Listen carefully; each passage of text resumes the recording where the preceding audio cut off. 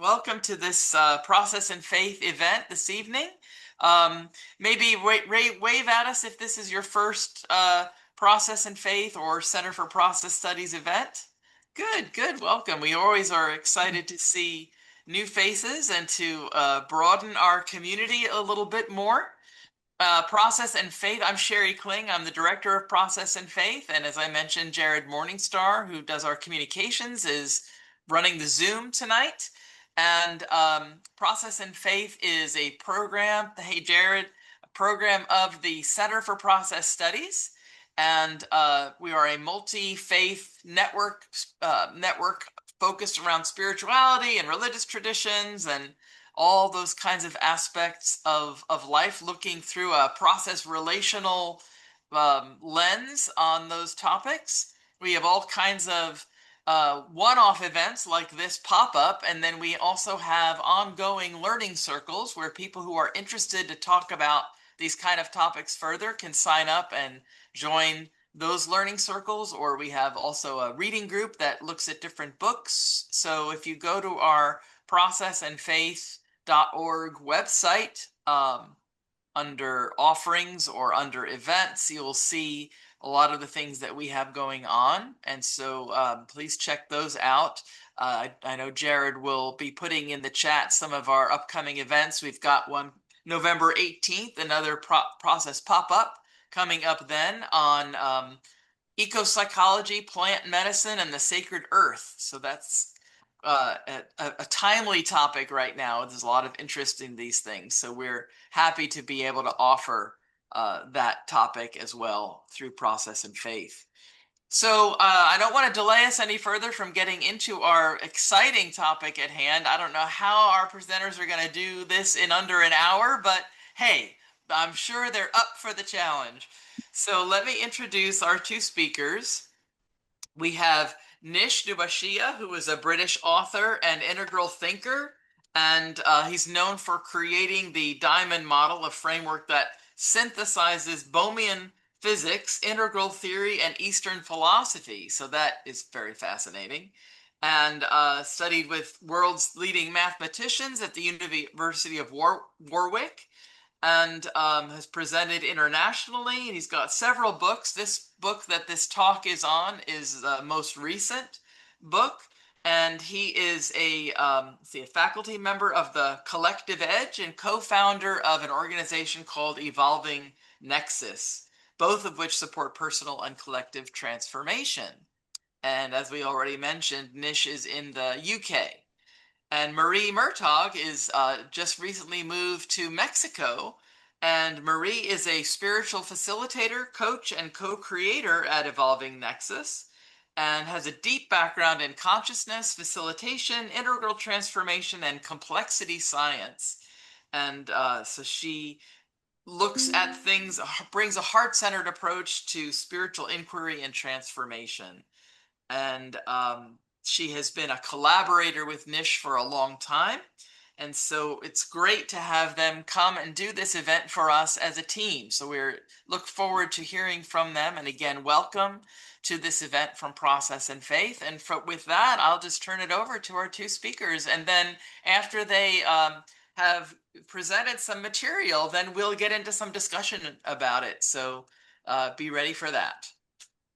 All right, Nish and Marie, it's all yours.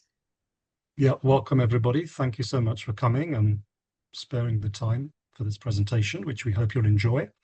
It's called A Brief History of God, From Nature Spirits to Cosmic Consciousness. We're going to be doing a 30 to 40-minute overview of one way of looking at the evolution or development of religion and spirituality, and suggesting that there are some invariant features at every stage of development that take different shapes as human cognition complexifies.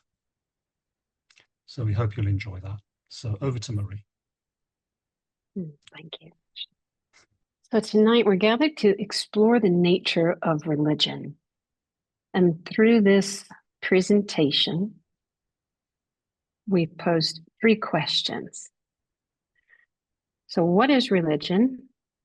Tonight we'll take a cross-cultural look at how religion is defined and understood. We'll see some of how it has evolved from the indigenous to the modern times. And we'll also look at universal themes. And we have one here in particular that we're looking forward to sharing with you. So let's begin by suggesting a working definition of what religion is. There's many, many, many ways to define it. This is just one possible way to look at it, which we'll be suggesting for this evening. And we're going to suggest that religion has three basic components. At the core, there's some kind of relationship between the self and something greater, something deeper, something higher, however we might want to conceive it, variously called spirit, the divine, the ultimate reality, the true nature of reality, but something beyond the self, and we're able to have some kind of connection or relationship, even to the point of identity in some traditions, with that thing that is greater. The second aspect is that there's something we have to do. Religion isn't really a spectator sport. There's something we have to do, some kind of practice, some way of invoking that relationship between self and something greater, some way of understanding that relationship, and some way of expressing that relationship. For example, through rituals, through beliefs, through symbols. So relationship and a practice. And finally, a way of life. So we have the relationship at the center, a practice to engage in that relationship, and an entire way of life that comes out of that relationship. Some kind of framework that shapes our values, our ethics, a community with like-minded practitioners or believers, and maybe a certain way of living our daily life. So that's how we're going to look at what we mean by religion here: relationship, practice, a way of life.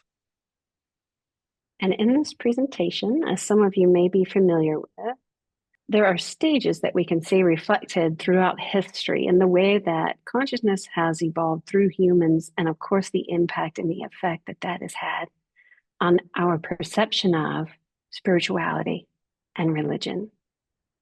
So a brief review of the stages we'll take a deeper look at together. So we have mythic and magical. So these are the early stages that were shaped by stories, symbols, and ritual practices rooted in nature and mystery. So this is ancient times, and after the first spark of self-awareness happened through the human species, and this idea that you exist as yourself, sort of in and amongst others, somehow separate from the environment. Images to symbols, stories, facilitated through rituals and practice. As we continued to evolve, then the emergence of rational thinking and of postmodern.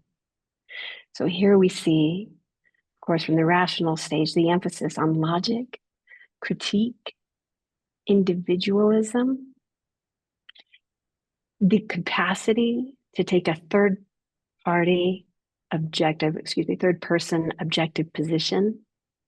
So to question traditional belief systems, but also moving forward into the postmodern times, questioning and critiquing construction of our culture.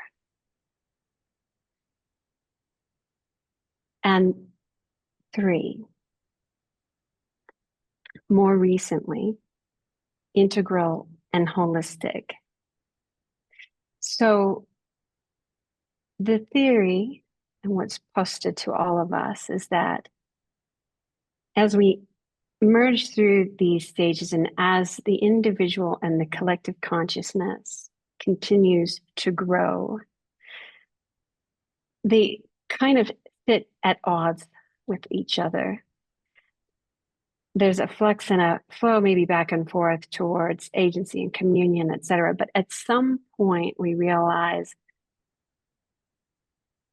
a reflection on our history and the deep idea and the understanding that all of these stages have been necessary, not just in our individual lives, but also in the unfolding of our species and through consciousness through us. So in Integral, of course, we take some synthesis of the past stages. There is a recognition of what those stages were, categorizing and intellectualizing of them. And then a more embodied point of view. So the synthesis of these stages, embracing, of course, complexity, interconnection, interdependence, and spiritual pluralism. So we're going to look now at these stages in a little bit more detail. And that will constitute our overview of religious history, religious evolution. But before we launch into those, we're going to suggest that there are 7 basic principles that we find are present, and we suggest have to be present almost by definition at each of these stages. They show up in very different ways in each of these stages, but they are always present. And when we see these 7 principles together, as a whole, what emerges is some kind of story. We suggest there's an archetypal story that shows up at every stage of religious history and may well continue to show up in the future. So the first of these, spirit, principle of spirit. This is what we referred to earlier as that which is greater, deeper, higher in some way. If that wasn't there, there'd be effectively nothing to be religious or spiritual about. This is in a way the object of our spiritual life, the sacred, the transcendent, which we simply call spirit. And the second principle is the principle of self. So if spirit is what we are going to be religious or spiritual about, self is the entity, the presumed entity, that is being religious and spiritual. If spirit is the object of our religion or spirituality, self is the subject of our religion or spirituality. And the self seems to be programmed to constantly search for identity, purpose, truth. And we suggest it's that relationship between spirit and self that plays itself out in different ways at every stage of development, and almost has to do that by definition, because these are the 2 fundamental elements that must be present for a term like religion or spiritual to really even make sense. So the third principle is the principle of suffering. And what we find is when spirit and self are out of connection in some way, which pretty much every spiritual tradition suggests it is in very different ways across the tradition, then that leads to suffering. We have pain, we have loss, we have the human condition, because self and spirit are somehow not in alignment. Christianity calls this sin. Some of the Eastern traditions call this illusion. But essentially, something isn't quite right between spirit and self, and that causes the experience of suffering. So the next principle, there is hope. Even in the midst of this suffering, there is hope. That's what drives the religious quest. We have faith that renewal is possible, transformation is possible, a better future is possible. Hope is the principle on which this entire spiritual story turns. The next principle, knowledge. It is possible, pretty much every tradition suggests in its own way, that some kind of knowledge of spirit is available to self. It's possible for us to pursue wisdom, truth, revelation in some way. And the next principle is, many words for it, we're using salvation. So salvation is that principle that arises when that disconnection between spirit and self that led to suffering is healed in some way. Some traditions will call this liberation or enlightenment or theosis or salvation, or basically just ultimate fulfillment. It's salvation that is the healing of that disjunction between spirit and self that led to suffering. And the final principle, love. The way that hope, knowledge, salvation play themselves out in action is love. That's the evidence that some kind of connection has been re-established between spirit and self, that some kind of salvation has been reached. Compassion, connection, and the divine in relationship. So if we look at these 7 principles as a whole, we see a story. And we call that story from paradise lost to paradise regained, from Milton. Spirit and self, we lose something that leads to suffering, but we can regain that through hope, knowledge, salvation, and love. There's some kind of loss, and there's some kind of repair of what has been lost, or refinding of what has been lost. So what we're going to do now, we're going to go through the different stages of religious evolution, and we're going to suggest how these 7 principles that tell this archetypal story shows up in every one of these stages. So the first of these stages, the earliest historical stage. So looking in more detail at the stages, as Nish has just said and as we've presented before. So the tribal religion. The tribal religion, also known as maybe shamanic. The historical emergence of this, we're looking at around 40,000 years ago to around 10,000 BCE. We see this reflected in the individual development in terms of the child between the ages of 1 and 4. So in the tribal religion, spirit is represented with nature and ancestors forming a living web of guiding powers. The self is an identity that exists within the tribe. It's not apart from it. We can see that the survival of the tribe was dependent upon the cohesion of the individual, of course, was dependent on the cohesion in the tribe. Suffering was interpreted or perceived as being a break from harmony with the spirits or nature.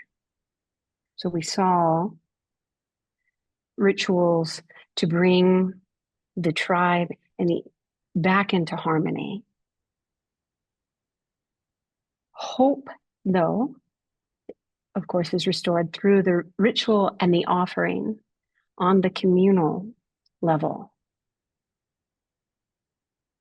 And knowledge is carried by the elders through story and tradition.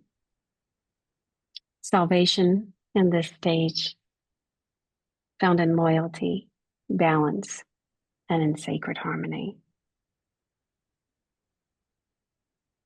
And finally, love, lived as kinship, reverence, and that shared life force. Okay, so moving on, as we move a little bit further through history and consciousness complexifies a little, we move to a stage that we now call the polytheistic religion. Very, very, very roughly sort of 10,000 BC to 3000 BC, Mesopotamia, ancient Egypt, the Indus Valley, Greece, and so on. So again, let's go through this archetypal story and see how that plays itself out at this stage. So here, spirit. Now here we see that spirit here is seen in terms of many different deities, diversified deities. And these different deities represent different personal issues, different communal issues. They're very much a projection of the individual self, the ego that starts to develop at this stage. The self here is the ego and the individual self that has now separated itself from the tribe that we saw in the previous stage. And that ego and individual self has now emerged as central. We see this in the child, as the child grows up, around the age of sort of 3, maybe up to about 7. We see this emerging of the ego and the individual self sense emerging and strengthening. Suffering. Now, suffering here is actually often seen in quite positive terms. It can be seen as a source of growth. It can be seen as a source of social power. This is the stage where we see the emergence of the warrior culture, the emergence of the myth of the hero. So suffering is almost turned into something that can strengthen the ego, even lead to the glory of the ego and the individual self as it reflects and enters into relationship with the deities. Hope. Hope here for this newly emerged ego in relation to its projected deities lies in proving itself through strength and sacrifice. Again, we see this very clearly in warrior cultures. Have a look, think for example, of the early samurai culture.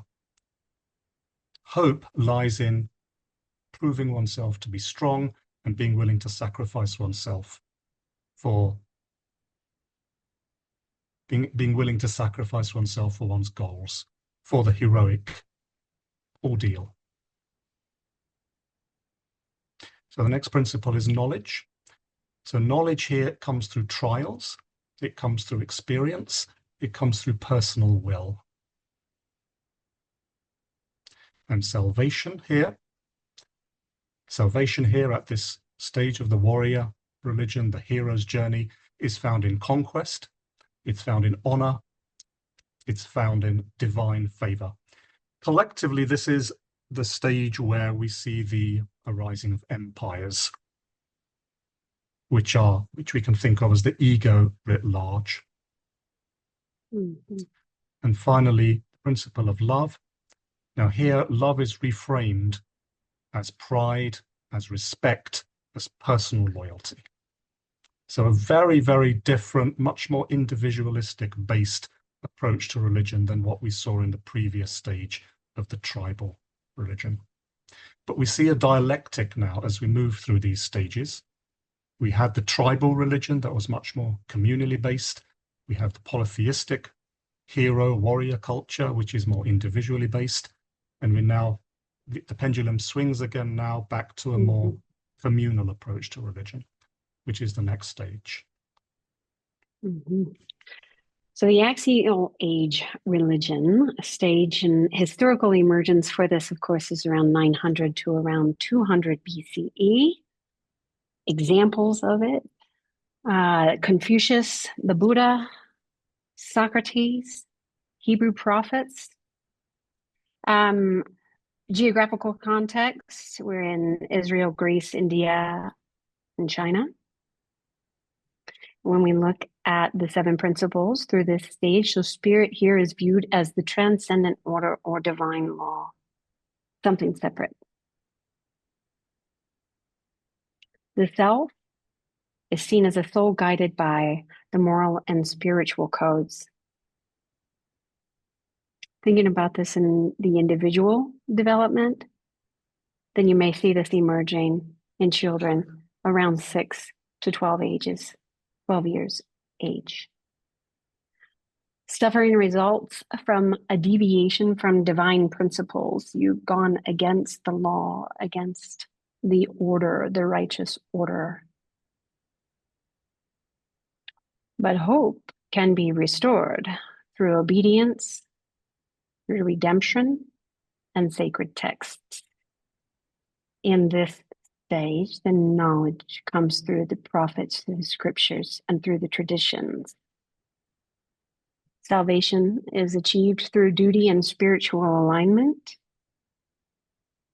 and love is embodied as moral responsibility and social harmony. A little more I'll say about this stage. So the emergence of ethics we see at this stage. This is a more of a monotheism, projection of God in the sky. This is what we typically know it as. The philosophy also emerges, and early mysticism. Okay, so now we move to the next stage, which is really quite a huge leap. And this is what we can call the humanist or rational stage of religion. And here we see touches of this in ancient Greece, but really we're talking about, in a big way, this took place in Renaissance Europe, or the Islamic Golden Age, or East Asia. So now, spirit now is interpreted very much through the lens of the material world. We move more away from God as transcendent to seeing this life and this universe as the source of meaning. The human as the center rather than God as the center. But this leads to its own kind of religion, and we can see that the 7 principles still very much operate here. So spirit here is very much seen through the lens of the material world, and may even be the material world. Self here is now the rational individual and the thinking individual. This is where rationality and empiricism start to emerge as very strong forces. And we go back and question many of the beliefs we had at earlier stages, especially the beliefs of axial age religion. We start to really question them from a third-person rational perspective. We ask, well, where's the evidence for this? We really start to ask that for the first time at this stage. Suffering here is really seen as a problem of physical lack or intellectual lack. We don't know enough, or we're not living our lives correctly, or we're not organizing society correctly. It's less to do with God and more to do with the human. As human beings, we're not living rationally, thoughtfully, in line with the objective truth. That's what leads to suffering at this stage. Hope here no longer resides in revelations from God or religious traditions. Rather, hope comes from reason, from progress, from human innovation. Very humanist. Knowledge here is rooted in empirical study and in critical inquiry. And salvation at this stage, and most people at this stage may not even use that term, but it's that same principle showing up, we suggest, in a different shape. Here, the salvation, the humanist salvation, we can measure it in terms of health, in terms of success, in terms of intellectual growth. And finally, love. Here it's valued very much as mutual respect between people, between societies, and shared progress, a shared narrative of human progress. And then at around, say, the mid-1800s and through the 1900s, we have the emergence of a new religion, the progressive religion. And in this, the focus is on individual freedom, existential thought, and social critique. Examples of this we see in the writings by Nietzsche, Marx, Kierkegaard, and Emerson. So in the progressive religion, spirit is recognized as the interconnected living whole. The self is a relational being. no longer separate from the environment, but seeking harmony and in meaning. In this stage, the suffering is caused by the disconnection from unity and from truth, but hope is restored in love, compassion, and the unity with others. Knowledge is gained through introspection and through empathy, and salvation comes through reconnection and collective healing. Love is understood as emotional depth and universal care. The emergence of this in the adults is usually 15 years and beyond. Okay, so we're getting to very recent forms of religion and spirituality now.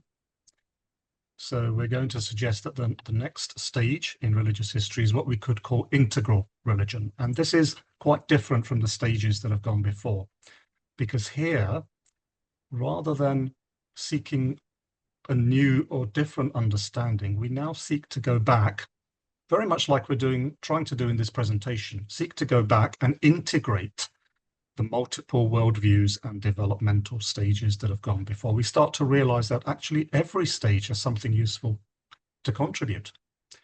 And maybe we can integrate what is useful in each stage in a higher level integration or synthesis. And some of the figures here that have been very influential are Aurobindo, Ken Wilber, Jean Gebser. And I think this started to emerge historically, probably in a significant way in the 1970s. So here, spirit is now seen in terms of evolution. Evolution becomes the big thing now. We start to see these stages as stages of evolution in human consciousness and even in cosmic terms.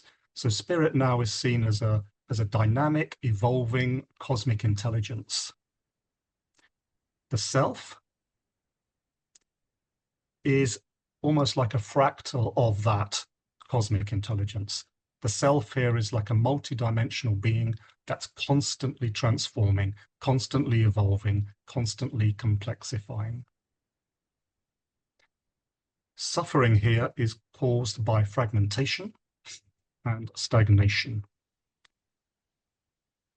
We see the world in fragmented ways rather than seeing it as an evolving whole.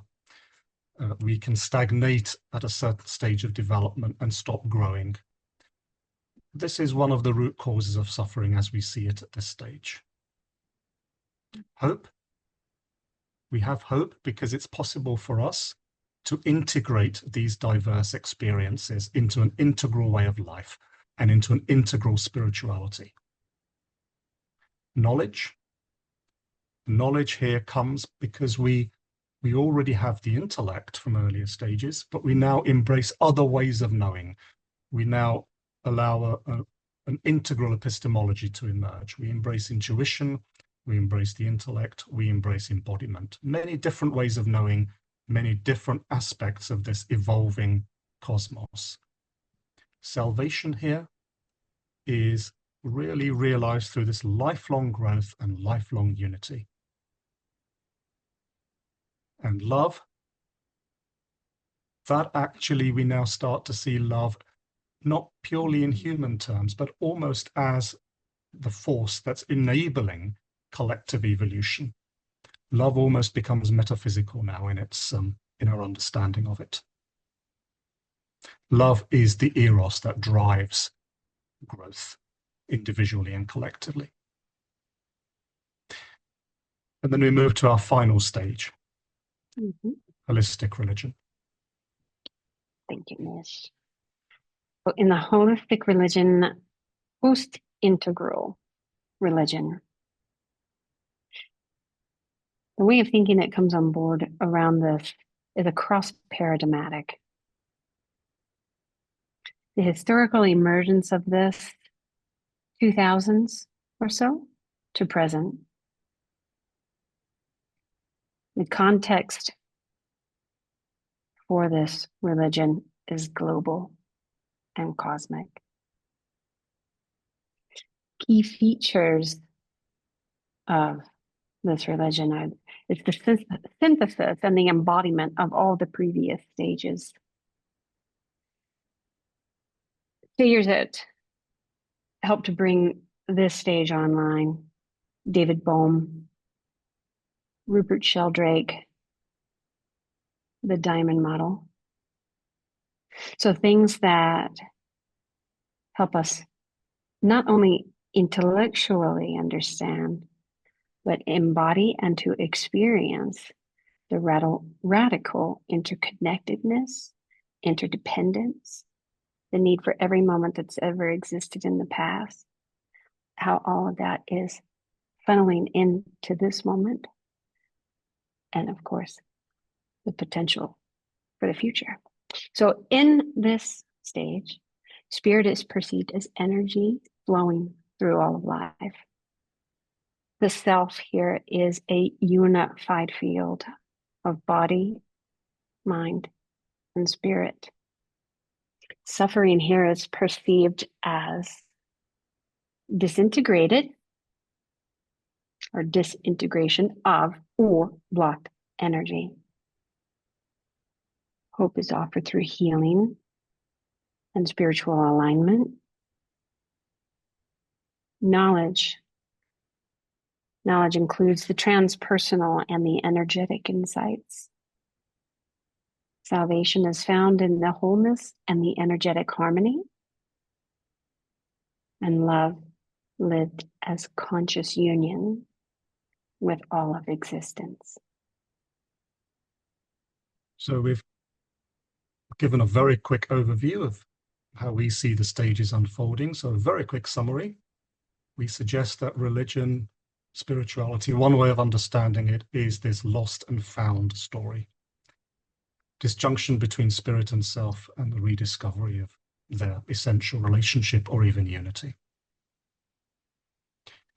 So at its core, we suggest religion is an evolving story of the relationship between self and spirit.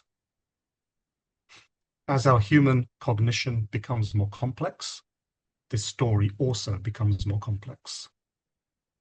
This archetypal story is a reflection of the complexity of us.